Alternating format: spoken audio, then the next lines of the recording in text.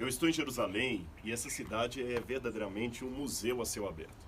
Eles têm tantas atividades aqui que não dá nem para imaginar o luxo que eles podem se dar, por exemplo, de ter esse túmulo aqui do primeiro século, um túmulo de mais de 2000 anos, que está aqui num parque nas adjacências de Jerusalém, e um parque que tem esse museu aqui, ou melhor, esse túmulo, praticamente abandonado.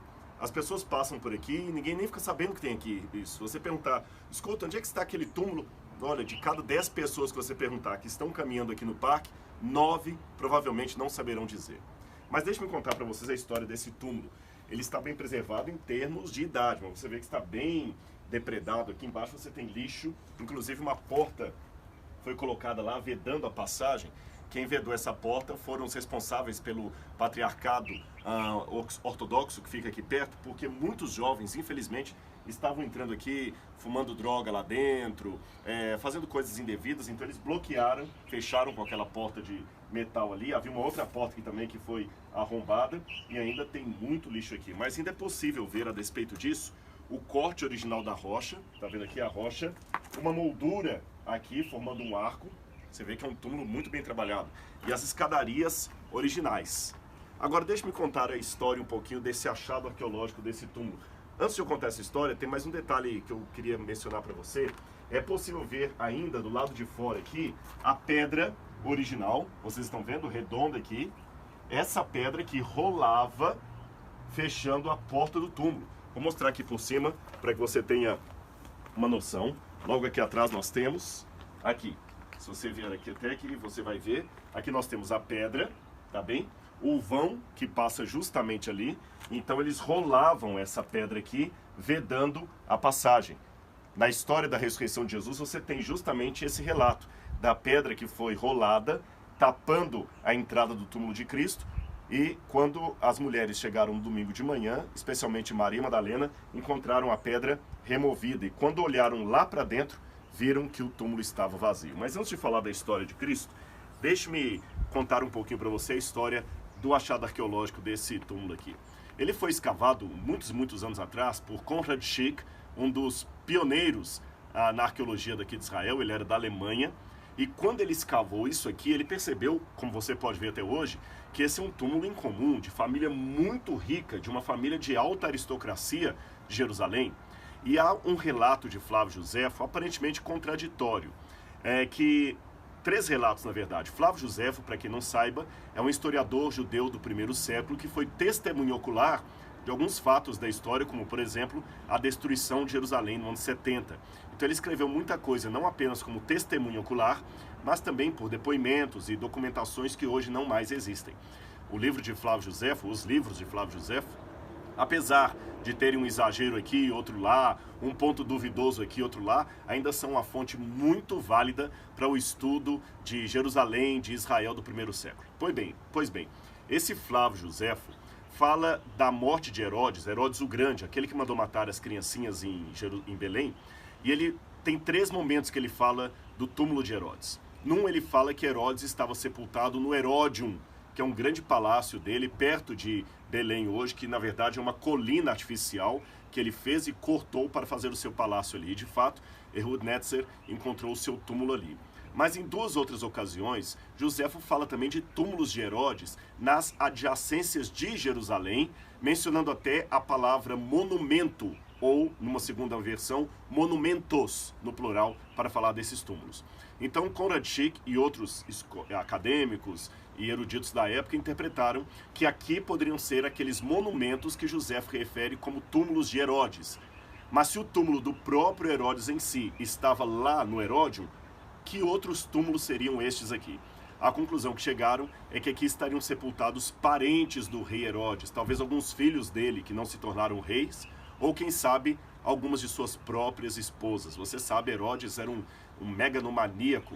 Ele gostava muito de construir coisas, mas ele tinha um grande complexo de perseguição. Ele era quase, quem sabe, uma pessoa com graves problemas mentais, emocionais. Ele mandou matar filhos e mandou matar a própria esposa, que ele tanto amava, por medo de alguém ocupar o seu trono. Isso mesmo, ele amava a esposa dele e mandou matá-la sem piedade, porque temeu que ela estava tramando para tirá-lo do poder. com um homem com um caráter assim, revelado pelas escrituras antigas, pelos documentos como de Flávio Josefo, não é difícil imaginar que seja realmente histórico aquele evento em que ele mandou matar as criancinhas de Belém, quando soube que ali estava nascendo um bebê que os magos disseram ser o futuro rei dos judeus. Por essa razão, não é difícil imaginar ele mandando fazer aquele infanticídio, aquela chacina terrível na história. Mas, voltando a falar do túmulo aqui, mais recentemente, Ehud Netzer, que foi o que escavou o túmulo de Herodes no Heródio e encontrou o túmulo do rei propriamente dito, chegou à conclusão que talvez aqui não fosse da família de Herodes. Ehud Netzer acredita que o túmulo da família de Herodes estaria talvez próximo da porta de Damasco, lá mais perto da cidade. E como não temos nenhuma inscrição aqui, encontraram apenas 2 ossuários aqui dentro, mas sem nenhuma inscrição, fica difícil nós avaliarmos qual das teorias estariam corretas em relação a esse túmulo aqui. Se seria a teoria de Schick ou a teoria de Ehud Netzer.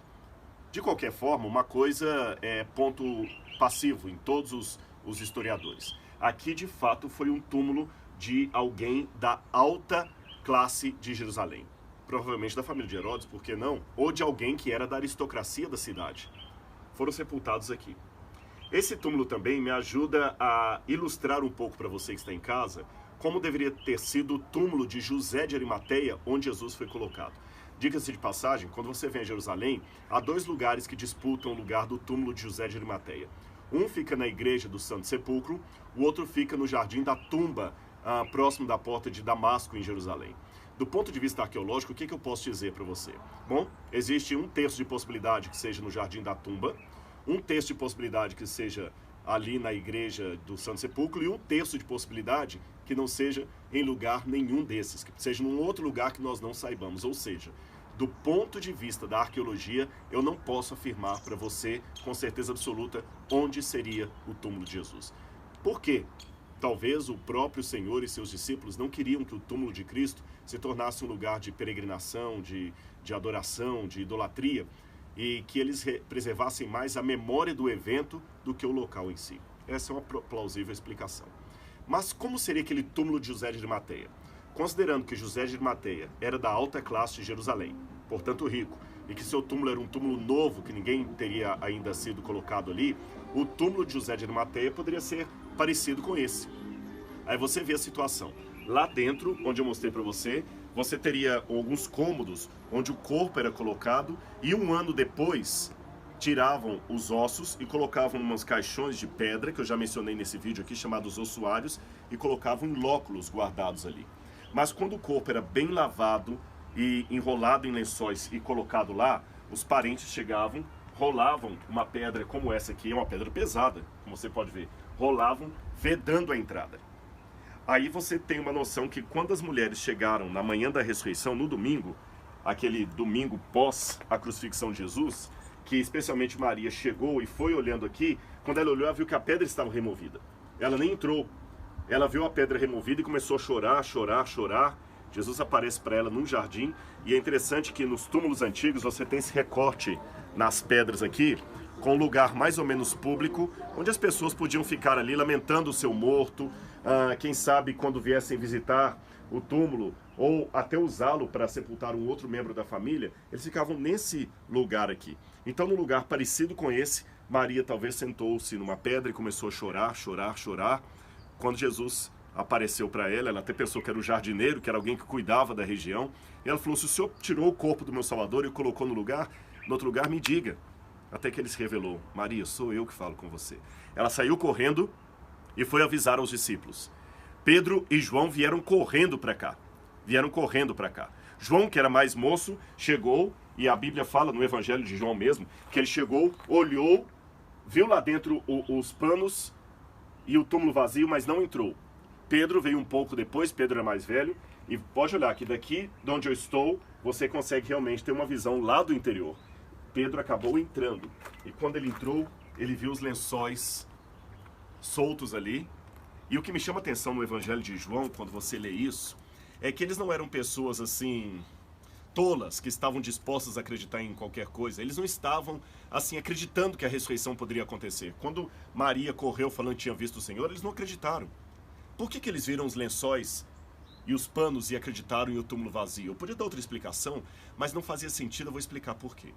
Suponhamos que Jesus não houvesse morrido, que ele havia saído daqui andando. Eu teria que ter uma explicação, e os soldados romanos que estavam tomando conta aqui. E a pedra que estava lacrada pelos romanos, como é que ele conseguiu remover a pedra de dentro? Usou a ajuda de outra pessoa. Tá, mas e os soldados? Será que foram todos subornados? Eles não podiam fazer isso, eles tinham medo de ser mortos. Se o corpo sumisse aqui, os soldados podiam ser mortos, não tinha suborno que pagaria pela vida. Terceiro, Jesus sairia machucado. Ele deveria deixar rastro de sangue, não havia. Quarto, os panos estavam dobrados, indicando que não foi feito com pressa. Não foi às pressas, alguém desenrolou Jesus e largou ali. Eles estavam dobrados. E tinha um que não tinha como você mascarar a realidade. É o pano que ficava sobre a cabeça de Jesus. É o sodarium, como diz em grego. Você tinha o tônia, que era aquele pano que cobria assim, e o sodário ficava só sobre a cabeça, como aqueles panos que microfone, lembra o microfone que tem aquele pompom em cima, aquela espuma em cima, como se fosse aquilo ali. Aquilo ali no Evangelho de João está a palavra quemeina, né, que foram deixados num canto à parte. Parece que aquilo estava murcho. É como se a cabeça de Jesus saísse pelo pano sem desfazer o pacote. Como é que alguém humano poderia produzir algo assim? E pouco depois de ver essa cena e acreditar, eles viram o Senhor pessoalmente aparecendo para eles. Sabe, eu sei que para muitos que estão assistindo esse vídeo pode parecer loucura a história da ressurreição, mas para mim é história com H maiúsculo, história real. Ele não está aqui porque já ressuscitou.